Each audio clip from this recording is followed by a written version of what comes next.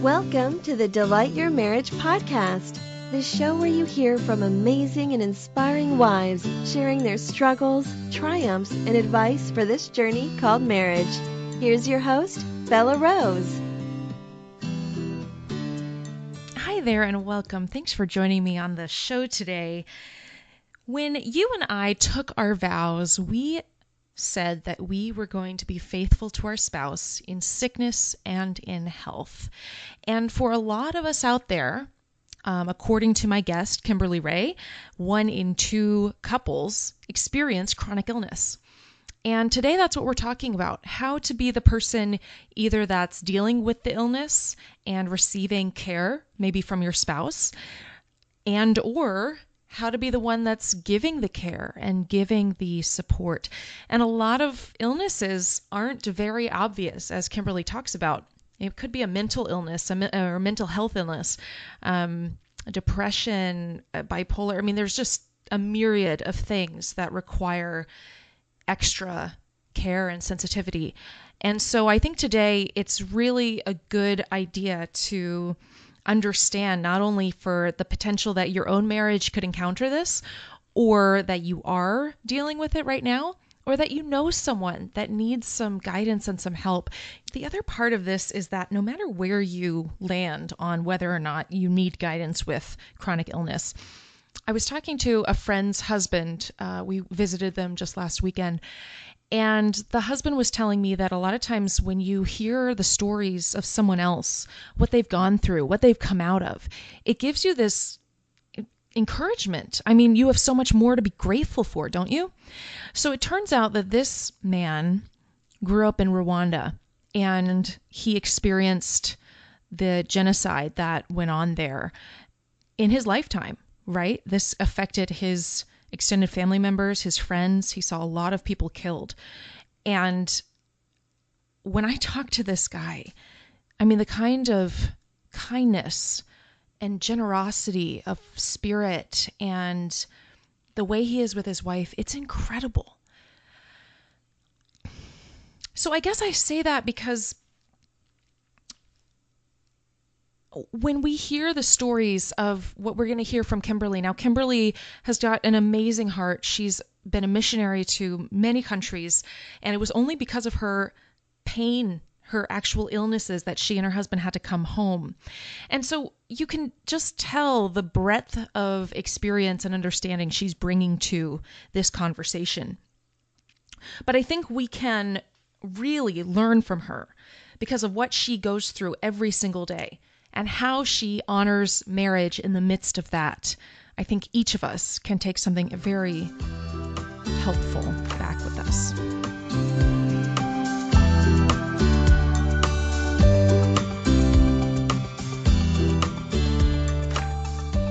Okay, so I want to ask,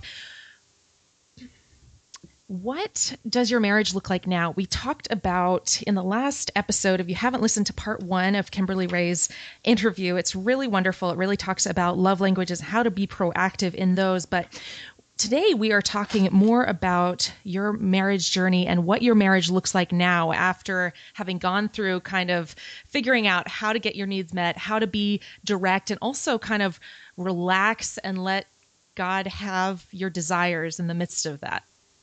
I remember hearing once, I think it was in the Lies Women Believe book, her saying that there will always be unfulfilled longings in your life. God made you that way because he wants to be the only thing that can ultimately fulfill you. Wow. And I realized I was trying to get that from my husband. And that was too much of a burden to place on him. He cannot succeed in being everything I need. He can't. And me wanting him to and expecting him to leaves me miserable and leaves him feeling like a failure and leaves our marriage less than God intends it to be. I love our marriage now.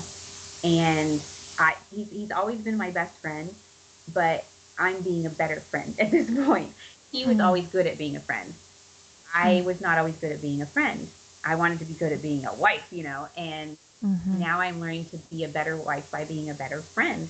And so when he comes home tired, instead of thinking, well, we haven't gone on a date in this longer, you haven't done this in so longer, other people say you should have a date night every week, and so we should have a date night every week, and there's something wrong with us and we don't have a date night every week. It's kind of like, why don't you sit down and rub his head, because he absolutely loves that. And then when he gets over being exhausted because he's been serving his family, he will probably want to do something loving back. But it's not always doing something so that you get something back, but being the first person to do the positive thing, it actually ends up feeding you too. When I'm rubbing his head, I think, you know what, this is a great guy, and I'm so glad he goes to work every day, and maybe I'll say so, and you know, I appreciate him, or maybe I'll pray for him while I'm doing this. And it's a good thing. Turning your marriage into a spiritual adventure rather than a selfish adventure, you'd think that means I'm going to get taken advantage of. If I don't fight for what I need, if I don't fight for what I want, I'm going to just be this blob of unfulfilled loneliness. That's what I was so afraid of. And I was wrong. That's just the plain ultimate end thing. Was I was wrong. Giving your marriage to God is the best thing you can do, and letting go of control is the best thing you can do. And I am so grateful that God did not give up on me and kept pursuing me the way I wanted my husband to pursue me.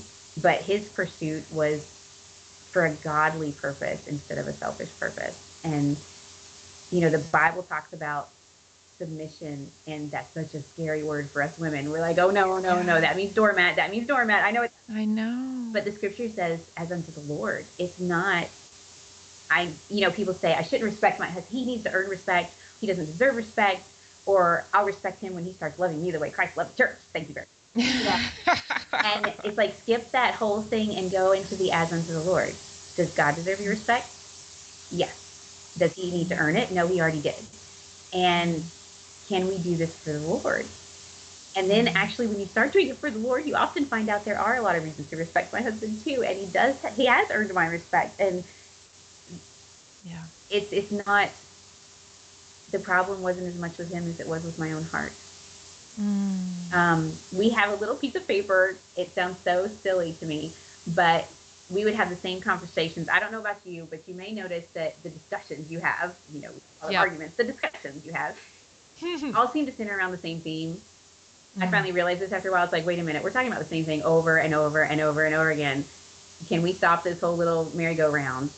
Yeah. And so I tried to figure out what's at the base of it. Somebody said once, ask the 5 whys. I'm frustrated. Well, why? Because he didn't do this. Well, why does that frustrate you? Well, because I want to feel loved. Why? Because I feel lonely. Why? And you keep going back until you're like, whoa, what is it that you really need? And so I finally wrote it down that just about every time we have a discussion, it's that I am wanting to be reassured about something. And he doesn't feel like reassuring me because every time we have a discussion, he wants me to recognize there was no malintent. He wasn't intentionally doing something unkind. And I stuck that little piece of paper in the little mirror on our backboard between us in bed, and that has made all the difference in the world. If we start something, I can look at that and be like, you know what? We are here all over again. And if I could just say, could you please reassure me about this? Then he can do that and he can succeed. Whereas when I'm saying it, I'm trying to say, if you understood me and blah, blah, blah, blah, and he just feels attacked. And all he wants me to do is say, I recognize you didn't intentionally whatever, but this hurt. And then we can move forward. Wow. If he feels attacked, he's going to keep defending himself. And if he keeps defending himself, I don't feel reassured. And so I keep attacking, and it just keeps going in like this big washing machine circle that, it's just gross. Oh, it's so true. I mean, we all fall into that. That is so wise. So practically speaking, get yourself a piece of paper and think through what are the discussions that happen over and over and over again in your marriage that kind of have that similar theme, and then ask the 5 whys and get really to the bottom of what is it that you really need and what is it that you want from the interaction, and then walk him through the same process. Is that what you suggest, Kimberly? Yeah, kind of, or even stop yourself and be like, what is it you wish I would do right now? Just something as simple as that. Stop the whole mess, the whole emotional yada yada. If you got to go blow your nose, leave the room for a minute, go jump down, do some jumping jacks, whatever you need to do, and come back and say, okay, what's really going on here? Because, it's just like little kids. You can get started, and next thing everybody's crying, and you come in, what's the problem? They're like, I don't even know, I'm mad. Well, what started it? Well, he did something, Right, right. It's like, Lord help us, we're just a bunch of overgrown little toddlers. Yes, we are. Yes, we are. Being one that has two little toddlers running around, it is a wild time, man. That's awesome. I love that. Well, I think that the amazing thing is underlying everything that we've talked about so far, Kimberly, is this glaring chronic illness, chronic challenge that you have in your life constantly. And so I wonder if we can dig into that a little bit because I know, what did you say? 1 in every 2 people are dealing with it? Just about, yep. In America, Oh my gosh. some kind of chronic illness, and like 96% of them, I think, are called invisible illnesses, which means whatever their problem is, they don't look sick. They're not in a wheelchair. They're not wearing an oxygen mask. And so we assume everybody's fine, and people all around us are really struggling. Wow. Wow, that is really, I think that's really helpful because just thinking that through on top of marriage, right? Because marriage by itself is very hard, but then thinking through you've got something chronically going on, whether it's pain or psychological challenge or just so many. There's so many categories of it, but ultimately it's a constant thing. It's funny because it's something we've been dealing with. I've been dealing over the last year and figuring out some health challenges that are chronic, and I'm trying to figure out how to handle them on a daily basis. And I had no idea that there were so many others that deal with that. I mean, can you give us some insight into what you've learned, what it's been like?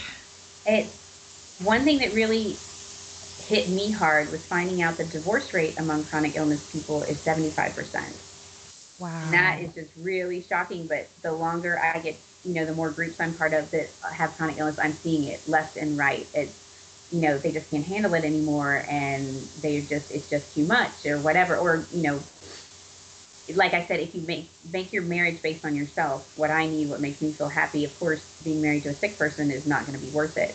And so Christian marriages should be much more solid. We should have a lot more glue than that because our marriage should be based on Christ. But it does cause a challenge because your needs get bigger.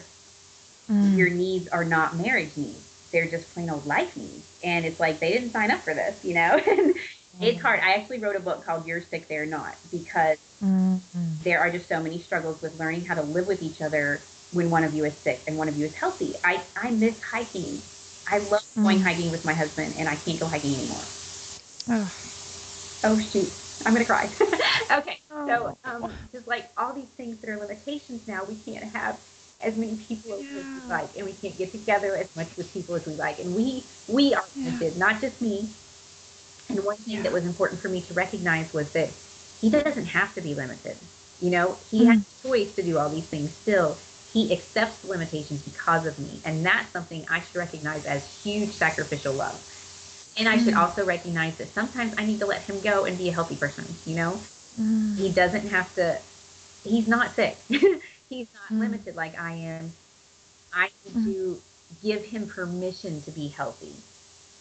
Because sometimes you just want to say, this isn't fair, and misery loves company. You should be sitting next to me feeling as bad as I do, and that whole that has really helped. The other thing that made the biggest difference of all is recognizing, and this is in my book, recognizing the different ways different personalities respond to stress, because chronic illness is a very stressful thing. Yeah. And it's kind of like when there's a crisis in your family. Okay, so somebody goes to the hospital or somebody gets in a car wreck. How does everybody react? You watch everybody, and it's so funny. One person immediately goes to the kitchen and starts cooking things. One person leaves and goes shopping, and you're like, what? One person jumps in and starts making a spreadsheet on all the things that need to be done so we can fix this problem. One person sits down and cries. One person starts praying. One person goes and eats chocolate. It's like, what is going on? And the one person who's doing the one thing thinks all the other people are being insensitive and unloving. And the other person who's shopping is saying, I can't handle all this. And the other person who's watching TV, it's just, you think the other person is not doing what needs to be done. For example, money. Money and chronic illness are a bad combination. Money is the biggest conflict that marriages have in the first place. Add to that illness that costs money, and you have a recipe for divorce. I take about $1,000 worth of pills a year. Mm. Ugh, that just makes me cringe just thinking about it. So Ugh. vacations are not an option in our family. We make Mm. sacrifices just for that. And that's not counting the doctor's bills, and it's not counting all the weird paraphernalia I have, and, yada, yada, yada. Mm. So when there's a crisis, and I think I might need to go to the emergency room, my thought is, I'm in a crisis. I need to be loved right now. So you need to hold me, and you need to pray with me, and you need to tell me that you love me and that I'm worth all this, and, all these things that I would think of as love. Yeah. My husband starts talking about the money. And it's Mm. like, that's like the most unloving thing on the planet. That's what I Ugh. that's what I thought. Yeah. Okay. And then I started reading about different personality types. And I found out that my husband's personality type isn't, some personality types, they have to leave the problem to cope with it. They're the ones that go shopping. They're the ones that eat chocolate. They're the ones that, are going to leave the scene. That's their way of coping. They can come back later and deal with it. But right now, to deal with it, they're running away. They need to do that. Other people, like my husband, they need to go through all the details, figure out the information, which usually means recounting all the problems. That makes them feel better. Which, of course, when you're the one in crisis, the last thing you need is to have a heap of problems pile on you. And now I'm totally depressed along with feeling sick. But learning that was like, ding, ding, ding, ding, ding. This isn't unloving. This is his way of coping. And so every once in a while, when he needs to do that, I have learned to listen, but kind of tune out. Listen as a friend, not listen as his wife. As his friend, he needs to do this, and then he'll feel better, and then we can move on. As his wife, it's like, oh, don't do that to me. But then I found out my personality type, when there's a crisis, it's to work harder, attack the problem, annihilate the problem. But I do. As soon as there's a problem, I am on it. Let's figure out things we can do. Let's do all of them in the next 5 minutes, and that totally overwhelms him. So when he's in crisis and I'm like, I can fix it. Let's, make this big old chart and, la, la, la, la. Yeah. He's kind of like, oh my goodness, I'm so overwhelmed. When I'm in a crisis, he's like, let's talk through all the details and the problems. And that's all we need to do. And I'm like, but what are we going to do? Nope, Right. good, we're done. And I'm like, but just learning that, all of a sudden it just made it, he's not doing anything wrong. I'm not doing anything wrong. Neither one of us is wrong. We're just trying to cope the way God made us to. And when I figured out God made us this way, then nobody's at fault. Nobody needs to change. It's okay. And it was like, oh, that's so wonderful. It just freed up all this mess. Wow. So with people with chronic illness, the best thing I can tell them is find out how you deal with stress, find out how he deals with stress, so that when the stress comes, you're not trying to figure out how to function when you feel unloved or whatever, so that you can say ahead of time, if I'm feeling bad, this is what would be meaningful to me. What if I'm feeling bad? What do you need from me? What kind of reassurance do you need from me? Because a lot of times they feel totally unappreciated, because it's like, I need. I'm the sick one. I'm the sick one, and the sick one gets all the attention and all the prayers and all the appreciation. And I tell people, pray for my husband, because it's hard to be the one who's not sick. Yeah. Like when your kid's suffering, you're suffering too. And you'd take it if you could, but you can't. And you'd fix it if you could, but you can't. And so you're just there suffering. And sometimes they need a break. So that's another thing, is that when I'm sick, okay, I don't get a break. Sorry. But I need one. And that may not seem fair, but it's right. It's not fair. We can still do the right thing. That's awesome. Yeah. Well, Kimberly, I want to ask you, and what do you think some of the guiding principles that you have held that have kind of kept you sane since you found out about your illnesses? One of the things that has really helped is to recognize that chronic illness affects you emotionally as well as physically. People with chronic illness are more prone to depression, and that makes perfect sense. And we have to be careful of what we put into our minds, just the same as we have to be careful what we put into our bodies. When you have chronic illness, you have to make sure you take your medicine on time. You have to make sure you take the right medicine. You have to keep track of your symptoms and what's going on. But in the same way, you need to be careful of what you are putting into your thoughts. If you start dwelling on all the negatives, it's as toxic to your mind as it is to your body. In fact, I read somewhere it actually kind of causes a black hole in your mind when you're dwelling on the negative things. And, the Bible talks about us renewing our mind. And one of the things that really helped me, I wrote a book called Why Doesn't God Fix It? because I kept thinking, sometimes people will start saying, oh, well, if you just had enough faith, your problems would all go away. And if you were just strong enough, it wouldn't matter. And if you were just this, that, and the other, and sometimes even well-meaning Christians, I'll pray that you get better. And next week it's like, well, you aren't better. What's the matter with you? Yeah. And so I wrote that to ask the really hard questions of, okay, why am I not getting better? Does that mean I don't have enough faith? Does that mean God loves me less than he loves other people who are healthy? And I found some amazing things in the scriptures. I found whenever there's a really hard question, instead of kind of avoiding it because you think maybe the answer is not in the Bible or whatever, it's like dig deep. Right. The scriptures have the answer and have so much hope in there for us. And one of the things I love most is Hebrews 11. We call it the Hall of Faith chapter. And people quote stuff in there. People were having these great victories and they're having the dead come back to life and they're getting healed and all these wonderful things in faith, all the things we think of that come from faith. But the second half of the chapter is these other people were afflicted and stoned and tortured and sawn in two. And that was in faith as well. And you can't have the first part of the chapter without the second half. And so sometimes it shows greater faith to let God leave you with illness and be content and still love him. It doesn't take much faith to say, okay, God, you can make me healed, and then I'm healed and I'm all better, and yay, God gave me what I wanted. Well, of course I have faith that way. But it actually is a better testimony in some ways, a stronger testimony when God doesn't give you what you want.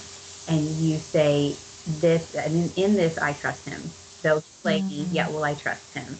This is okay. I will choose to have joy within this. That really is the kind of faith that will draw people to Christ, because otherwise they're just drawn to the fix it.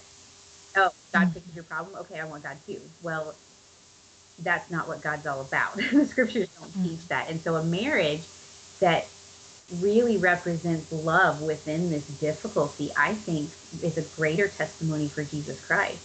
And so when we're serving each other, even through a difficult season, it shows the love of God represented in people, which is what he intends.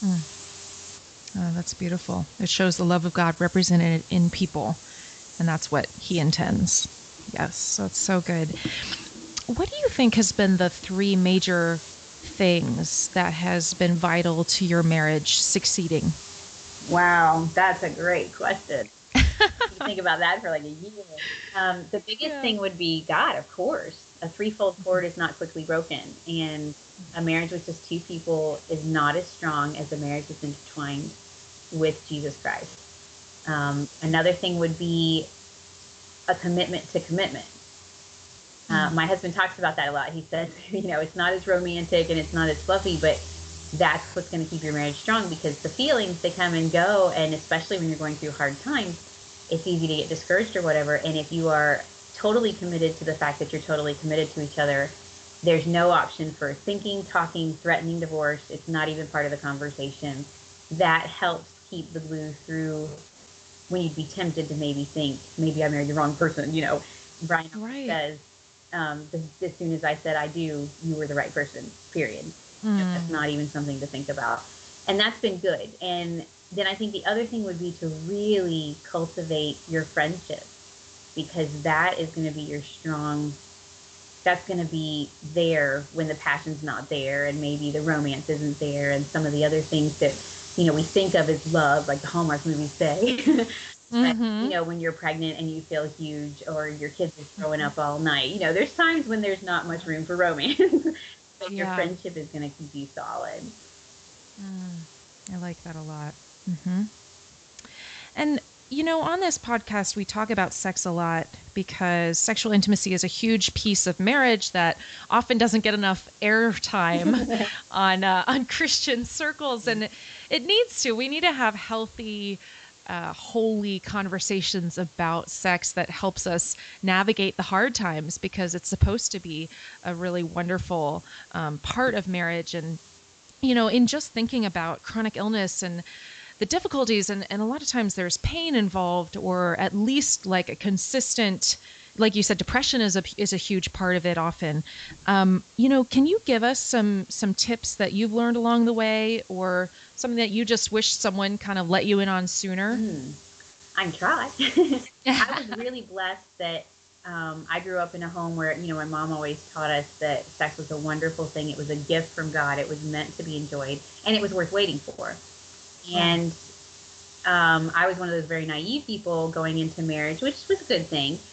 And so my mom gave me this book called Intended for Pleasure. And I would recommend that for anybody who's getting married, who grew up in a Christian home, so they don't know very much, or women in marriages that they feel like sex is a guy thing. The guys enjoy it and we're just supposed to grin and bear it or whatever, which is so not what God intends. So it's good, right. And it's got a lot of practical stuff that I would feel totally embarrassed talking about on here. But I think the biggest thing for me, not on a chronic illness thing, but just in general, is to remember your marriage is your marriage and your husband is your husband, and he's not the guy in the book. I read so many books before I got married, and guys are this way and women are this way, and I made all these assumptions and plans, and I started doing all these things based on this is the way a guy is. And I found out my husband doesn't fit all those, generalities or stereotypes or whatever.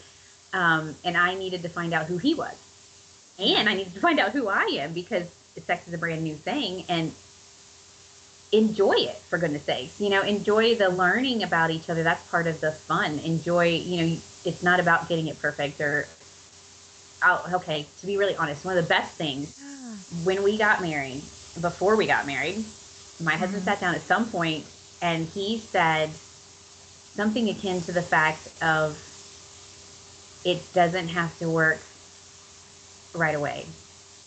Like, basically, your honeymoon night doesn't have to be this perfect, amazing experience where something happens. And that was the most wonderful gift, because I was feeling all kinds of pressure about it, because, here I'm going into it like nothing, and you want it to be this whatever. And so we were able to just enjoy each other. And it wasn't about making something work or figuring it out. It was about loving each other, which is what it should be. And that made all the difference. It was such a different thing, because I didn't feel like he had all these expectations and I didn't have to have all these expectations. And so we were able just to grow and learn and enjoy each other. And with chronic illness, I'd say the same kind of thing applies. You get this idea, I read the statistics are this many times a week or whatever. Your marriage is your marriage, your husband is your husband. And there can be marriages that are just as happy on once a month as there are on 3 times a week or whatever. The Bible says those who compare themselves among themselves are not wise. It's true. We have so much information now that you can think, there's something wrong with me. For example, I've read that like 25% of marriages, the wife's sex drive is stronger than the husband's. And those poor women, even though there's plenty of them, if you read stuff and you hear stuff, you think, I am such a weirdo, because, my husband doesn't want sex all the time. What's the matter with me that he doesn't want me like all these other men on the planet, And so it's about learning about each other. And when chronic illness comes in, that changes the dynamic, and you need to talk about it. It's not something, talking about sex is just like, it's a totally creepy thing. And again, that might be another situation where shoulder to shoulder would be way better than face to face. You're laying in bed some nights staring up at the ceiling and you say, can we talk about this? And that's another thing. No serious discussions after 9:00. That was that's a good one. Rule in my house growing up, and it saved a lot of arguments because you're emotionally exhausted. So it was like, can we plan a time to talk about this so that he's ready, you're not springing it on him. You can just say, can we plan this? Maybe even write down your questions. And even if you need to, give him the written down questions and let him write his answers so he has time to think about them. Writing my husband a note with questions has gotten more accomplished than any conversation I have ever started out of the blue. That's good. That's a thought. Yeah, I like that a lot.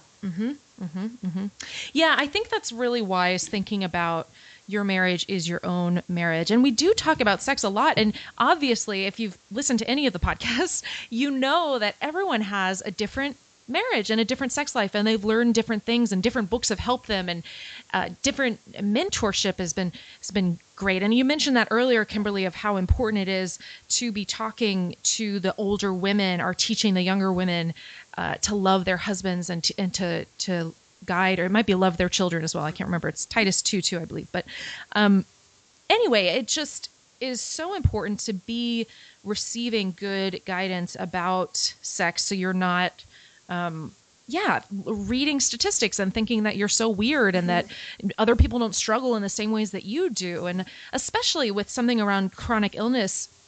I mean, I was on a significant amount of medications, and it was so important for me to have guidance on other things to do in the bedroom rather than just the normal, intercourse kind of stuff, because that was vital because I was so exhausted. I was so completely lacking any kind of libido and any kind of, and yet my husband still is very healthy and, desirous. And how was I supposed to respond to that? And so that was very vital to me. That was, Delight My Husband is kind of all about some other avenues that you can explore that really give your husband that what he may need. And again, kind of like what you just underlined, is that don't think that if that's not the way your marriage looks, that something's wrong with you. But yeah, to seek out those resources so that sex is still something that can happen. I mean, is there any other advice you'd like to give to those that are going through chronic illness in the area of sexual intimacy? Well, probably like you were saying, sometimes you're just wiped, and Yeah. it's kind of like when you first have a baby, Yeah. or even when you're pregnant. And I remember somebody saying, your husband's not pregnant. You need to remember that. He's not tired. Yeah. He's not nauseated. He's not, all these things. Yep. And kind of maybe recognizing every once in a while, it's just a gift for him. Kind of like if he gives you a back rub, he's not getting anything out of it except the joy of being able to serve you. And every once in a while, you can just serve him that way. And there's nothing wrong with that. Your husband may be the kind that's like, oh, great, thank you very much. Your husband may be the kind that's like, I can't do that because it's supposed to be both of us. And if that's the case, figure something else out. Your mind, I tell myself, I am more than my feelings. I am not my feelings right now. Feelings are not to be trusted. The Bible says he who trusts in his own heart is a fool. And as women especially, we're inclined to that, and we're so vulnerable to our hormones and things. And there are times I will actually, my husband has really helped me with this because he is my stable one and I'm not, and I know it. And there will be times when I say, I am feeling this way. Is this true or not true? Like the Hunger Games, real or not real, because he can tell me, I'll get all worked up, because I said something at a party and I'm worried that they might think this, that, or the other. And I can spend 2 hours on that at night and not sleep and be a wreck. And I have learned to just ask him, this is what happened. This is how I'm feeling. Should I take this seriously? And 9 times out of 10, he says, no, Kim, nobody would even think that about that. Every once in a while, he'll say, you know what, that may have come across the wrong way. You should talk to them about it. And it's like, there are times when I cannot trust my own thinking, and I will ask the Lord, please give my husband the right insight so that when I talk to him, he can tell me what the right way to think about this is. And I can trust when I go to him and what he says, I need to believe it instead of still dwelling on things and, wallowing in it and worrying about it so much, because anxiety is really bad for our health. And not to mention, it's not really the way God wants us to live anyway. It's possible to live the abundant life with chronic illness. It's possible. It's hard, but it is possible. Yeah. And God wants it. And he talks about, if you abide in my word, if you abide in me. And somebody once said, have you ever seen a tree branch sweat? We try so hard to produce fruit, and a tree branch does not produce fruit. Fruit is the fact that they're stuck to the tree and they're getting their resources from the tree, and that's where the fruit comes from. Sometimes we start slapping plastic fruit on there because we feel like I can't do this and I just need to look like I'm spiritual, and that's not the way it is. There are times when I stay home from church because I know it will feed me more to spend time with God alone than to go to church and be exhausted talking to people and, making it through sitting in the pew with the pain and et cetera, et cetera. And I may not look spiritual, but it's not about looks. It's not supposed to be about looks. Jesus is looking at our hearts. And another big thing for me is recognizing the fact that sometimes I just can't handle things. When you've got small children and the mommy, when you're struggling, you just want to lose it. And you think, and there are times when it's like, okay, I'm supposed to be this perfect, spiritual, wonderful person who always has the right attitude and always is just totally ready to give to everybody. Sometimes you're sick, you don't feel well, you are not as equipped as you'd like to be. And the Bible says, there's this wonderful verse that I've taken as my own, and I don't remember the reference, but it says, that's okay. If a person has a willing mind, basically God expects them to serve according to what they have, not according to what they have. And I always thought of that in terms of finances. I don't have $1 million. I can't give $1 million, but hey, I can give $2 or I can give $10. It's the same thing with our health. If God didn't give me this much health, he's not expecting me to act according to that much health. So yes, we had to quit the choir. Yes, we had to leave the mission field. Yes, all these other things I can't do anymore. That's not my fault. And I feel guilty about it. And so God has given me a way to serve within what I have. So what do I have? If it's those 2 little widow's mites, he said that was more than everything everybody else gave anyway. The scale is different with God. So there are some times when I will tell my husband, I need a break. I need 2 hours. I need an evening. I need something. Can you help me? Instead of, why doesn't anybody give me a break? It's not, instead of the whining, ask specifically, say, I need this. Why didn't he think of this? Well, he can't read your mind. Yeah. And when I say that, it's one of the things that's been a huge help to us is, he even told me this, if I come to him and say, it's not you, but I am feeling really frustrated right now. I've got PMS. I am mad at everybody, but you didn't do anything, Because if I start, rah, rah, rah, and he starts feeling attacked, he's going to get defensive. So he's not going to want to be helpful. He's going to want to go away. That's with the kids and, all the things that I need a break from. Where I can go to him and say, it's not you, but I'm really struggling right now. The medicine's freaking me out, and I feel like I'm going insane. Can I please flowers? Can you help me with this? They want to help. They just don't know how. And we can help them help us, and then everybody's good. Because I told people I will be a better mom in my room with the door shut today than I would if I was out there, doing what I think is the right thing to do. Oh, that's so good.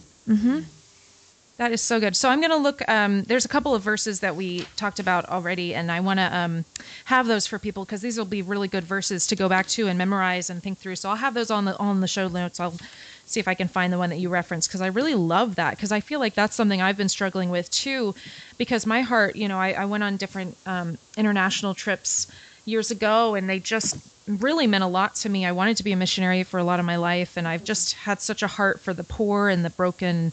I was reading Mother Teresa's, she's got a book called Gift for God. I was reading that yesterday, and I feel like a lot of times it's so easy to just be like, this is what these other people are doing for God, and does what I'm doing matter? And how can I, when I have these limitations, whether it is chronic illness or whether it is anything, whether it's the state of your marriage is just in complete disarray and you're like, how am I supposed to serve God when I, have all these troubles going on? Or even just, what do you think? Get old and things just don't happen. But I think Yeah. I found it. It's 2 Corinthians 8:12.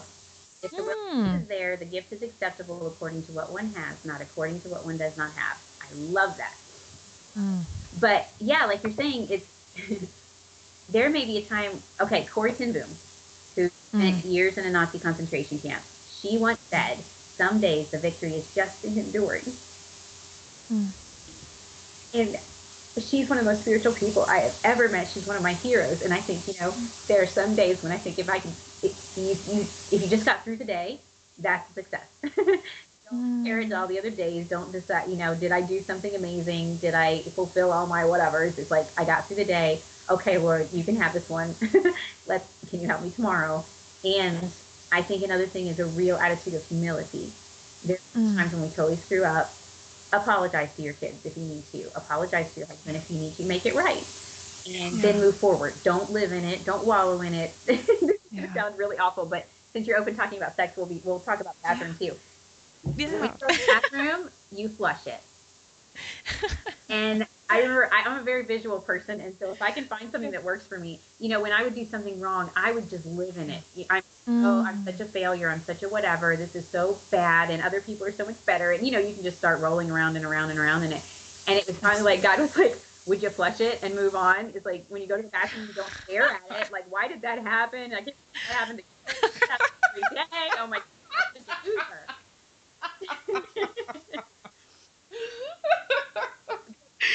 Oh, it's so good. and you leave the bathroom, wash your hands, but move on. And Yep. it's the same way with our marriage. It's like you were saying, forgiving your husband too. Forgiving is the same way. And let's just not make our lives about what we can't do or what we did wrong or about all the, all the junk. Basically, renewing your mind is forgetting those things that are behind and moving forward and pressing towards the mark. God can use us in amazing ways. I mean, Johnny Erickson Tata is another hero. She's been in a wheelchair for over 40 years. Yes, I love her. Just her attitude. Now she's dealing with chronic pain on top of everything else. You kind of think, God, hasn't she had enough? Yes. But when she gets to heaven, none of this mess is going to matter. But think of all the people she's bringing with her. That's right. Because of all these people who are in pain and they don't understand why God won't fix it. So someday you can get through the day having loved God, you loved your husband, you loved your kids, you feel like you didn't do squat, your house is a wreck, the baby ran around with a dirty diaper and finger painted all over the wall, whatever. Some days the victory is just an enduring. It's okay. God can have that, and God can even use it. I love that. Yep. I'm going to include a video on the show notes by Johnny. I think about her so often. She's paraplegic or quadriplegic actually. And she says sometimes I wake up and she has to wait for people to come and to wash her and clean her and get her ready for the day. And she wakes up and she's just like, Lord, please take away my rotten attitude. And that's the first and only thing she can say, because she's, like you said, in pain. She can't move. She has to wait. And I mean, just a huge testimony to us to come before Jesus with that same attitude that God just changed me to be. And that's what she says when people ask, can I pray for you for healing? She's like, yes, pray that I would be healed of my rotten disposition, of my horrible attitude. Amen. And I think of her, when I want to get discouraged and say it's not fair and I've got so many troubles. And I think, you know what? I can brush my own teeth. For some reason, that one really gets me every time. I can brush my own teeth. Thank God. I am so blessed. I have so much. This is so bad. I can live today with this. Yep. That's awesome. Yep. Well, we've talked about it quite a bit already, but due to the specific marriage you've had, what opportunities have you had to serve and get to know God? There is a verse in Psalms that I absolutely love. It talks about mercy and truth have met together, righteousness and peace have kissed each other. And as a romantic at heart, that verse has always struck me. But when I got married, it got really deep meaning. Mercy and truth, it's like truth is here's the truth, here's how you need to live, kind of the rebuke aspect of it. Mercy is here's the compassion, I understand you, God forgives. Righteousness and peace, the same way. Righteousness is here's the rules, peace is here's the hope. And my husband and I are like those two sides. I am the compassionate, the understanding, the sympathetic. He is the more prophetic, this is the way it should be. This is what is justice. This is what is right. Each of us represent an aspect of God. Each of us represent not God fully. That was an incorrect grammatical thing. But hey, we're on radio, so I can't edit it. Anyway, my point was, none of us can represent God fully because God is fully two sides of like everything. And when we come together in a marriage, we can represent God better together than we can on our own. There are times when I would have compassion when I should be rebuking. There are times when he would want to focus on the rules when he should be emphasizing. When we serve God together, we represent him better. And it's been great for ministry. I have been so grateful for his input into my writing and into my speaking. I'll read him things sometimes and say, am I too far on one side or too far on the other, and he will come to me. There's this relationship situation and I don't recognize what's going on. Can you help me understand? And particularly overseas, we were in countries where they were very segregated according to gender. Muslim countries, for example, a guy is not allowed to talk to a woman, have a relationship with her, give her the gospel, whatever. So I was able to reach people that he couldn't reach. He was able to reach people that I couldn't reach. And I find even in our ministry now, we focus in those directions. Women are better at reaching women and men are better at reaching men just because they understand each other better. Yeah. But together we can reach couples or we can reach families. And I just think that's beautiful. I think it's a wonderful thing. Yeah, that's awesome. I love that. Each of us represents an aspect of God, though none of us represent all the aspects of God, which is really great. So I love that you shared a couple of the books that you've written. I wrote down a couple. One is You're Sick, They're Not. And the other one, Why Doesn't God Fix It? Both of those I would really like to read. So thank you for that. But is there another book or program that you would specifically recommend, maybe centering around chronic illness and intimacy or marriage or that kind of thing? For marriage, Love and Respect, hands down. I've read so many books on marriage, and that was the only one that I would say both of us had big light bulb moments. And I think one of the reasons was because, I'd find this book and be like, can we read this together? Can we do this together? And, he's tired and he's thinking, oh, if we start reading this, it's going to start a discussion and we'll never get to bed, So often it would cause more problems. So I stopped. I'm like, I'm done with reading, this is causing problems. That we were going to actually teach a marriage course in our church. I got the audio book. And we were on a big, long trip, and we listened to the book on audio. And that made all the difference because, again, we're shoulder to shoulder. We could stop it and talk. And it was the first one that he felt like wasn't tilted over toward women. Because most marriage books are read by women. And I mean, might as well admit it. And so they're focused on the love, love, love, love, love. Whereas this one is saying a guy's definition of love is respect. And to disrespect a man, you can love him all day long, but if you disrespect him, he will not feel loved. And it just opened all this stuff up that I did not understand. Like I was talking about different cultures, it just was not clear. And I was saying, pass the potatoes, pass the potatoes, pass the potatoes. And he was saying, you're being so rude, you're being so rude, And that one was huge. That one was great. So I would highly recommend getting the audio and next time you're going on a trip saying, hey, can we listen to this together? And even giving the option of if after a half an hour you don't like it, we'll turn it off, so he doesn't feel, I've got this 5-hour thing we're going to have to go through. But if he finds, wow, somebody finally understands me. Brian said, he's finally saying the things I've been trying to say for all these years and didn't know how to say them.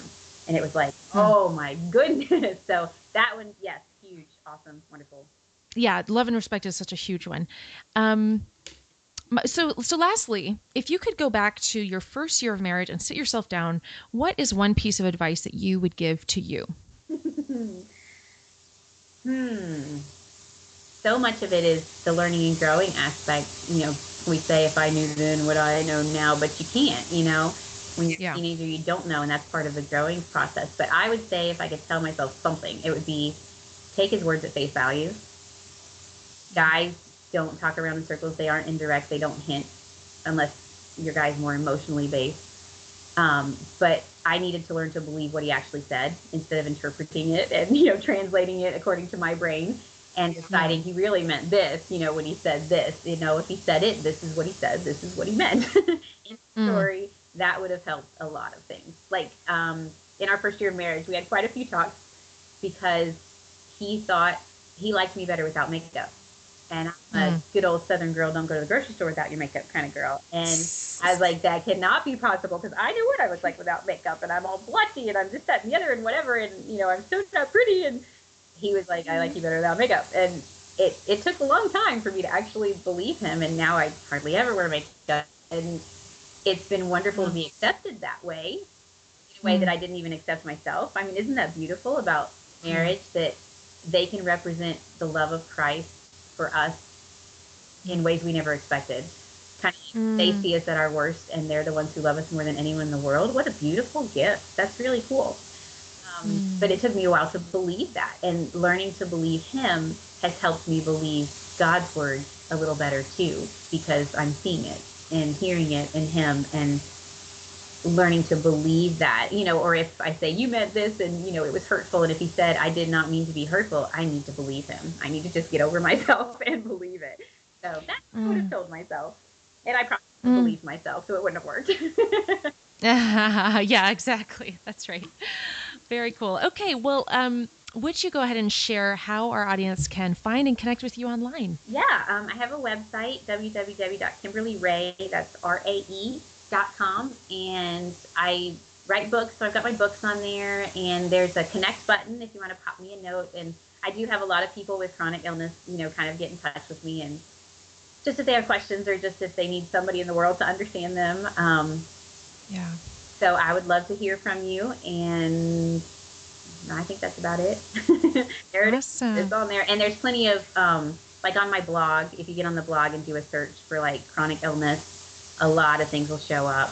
And maybe that would, maybe find something that's helpful on there. And I also, my big thing is fighting human trafficking. So there's plenty of stuff on there if you're interested in that. So. Yes, that is so cool. Yeah, well, I would definitely encourage anyone to go to her website because there's a lot of really great resources. And I really would love to spend some time, another time, really talking about your mission and the work that you do around human trafficking, because I think a lot of us have passions on our hearts and things that really bother us and really affect us when we hear about them and see about them. But then a lot of us don't know what to do or, with limitations, how to do that. So I'd love, if you're interested, I'd love to have you on again to really talk that through. Yeah, that'd be great. And you know what? With the whole chronic illness thing, a lot of times those of us with chronic illness don't have big budgets. So if you want to pop me a note on the contact button, if you're listening, and you can let me know if you'd like either the Why Doesn't God Fix It or the You're Sick, They're Not, and I'll send you that in a PDF over the email for free. So pop me a little note and tell me which one you'd like, and I'll get that your way, and hopefully it'll be a blessing. Oh, that is so kind. Very cool. Okay, well, I'll have that also linked up on the show notes. So either way that you can get to her link and the contact page, please do. That is so cool. Thank you. Thank you for everything, Kimberly. This has been wonderful. All of your insight and wisdom. I appreciate it. It's been great to talk to you. Thanks for having me on here. Well, I hope that you were encouraged and inspired the way that I was by Kimberly's story and her life and her day-to-day. And I really encourage you, if you've not checked out show notes for Delight Your Marriage, this might be a great opportunity to check it out because there was a lot that Kimberly referenced in here. There are so many resources, so many verses that would be really helpful to memorize, especially if you're dealing with chronic illness and you need some hope, because she just went through a lot of them. They're all linked up. So go to delightyourmarriage.com/94, just the number 94, and you can find all of that, as well as a lot of the people she talked about, Corrie ten Boom, Johnny Erickson Tada. There's a video linked up for her, and there's just so many amazing giants of the faith that have dealt with chronic challenges. And God uses them and He works through them. And I hope that you have got some practical insights about marriage, about chronic illness, about your dedication to Jesus in the midst of the hard, hard, hard times that maybe no one in the world can understand. But the good news is God does. He sees you. He knows. And that's my prayer, that you would be encouraged. And I pray that you would also consider sharing this episode with someone that might need it, whether they're going through a hard time and they need to know that there's hope, because I think Kimberly shares a lot of hope in this episode. Well, God bless you. I'm praying for you, and I will talk to you next Tuesday. Thanks so much for tuning in. Oh, by the way, I've got a really cool announcement that I'll be making next time, so hopefully you will have the time to tune back in. All right, God bless you. Bye. Thanks for joining. If you've been inspired by this show, would you help spread the word? If you take a moment to review and subscribe, others can find us more easily. Find out how at delightyourmarriage.com/iTunes. Until next time, live with love, wisdom, and passion.